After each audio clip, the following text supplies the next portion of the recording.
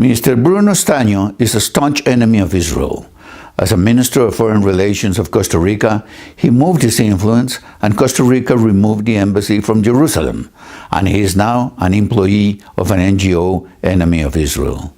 This time, Mr. Bruno is moving his influence to develop an infamous document that has the ill intention of declaring Israel an apartheid state. Stagno tries to compare the lonely democracy of Israel in the Middle East with the old South African regime that was a dictatorship.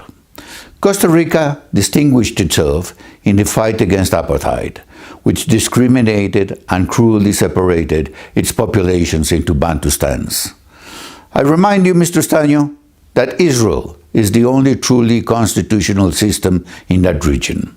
It is the only state in the entire Middle East that is a parliamentary democracy, governed by a system of checks and balances with proper separation of powers and universal suffrage, a system of plurality and parties. It is a state, that area of the world, where women vote, which does not happen in the kingdoms of the area. Israel gives citizenship to the Arabs who live in its territory, with the freedom to vote included, a right that the Muslim kingdoms do not offer, and in Israel the Arabs are fully integrated, including in the Israel army and in the areas of their economic and social activity. Mr. Stagno, you cannot possibly try to compare this fully integration of Israel with South African apartheid. Israel is the only state in the region that respects freedom of conscience and worship, and where the population that embraces different religions has grown.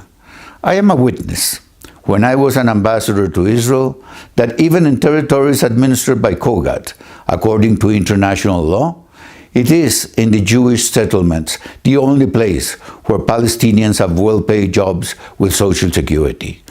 What is your insistence on attacking Israel, which barely covers an area of 1/6 of 1% relative to the rest of the Islamic territory in the region?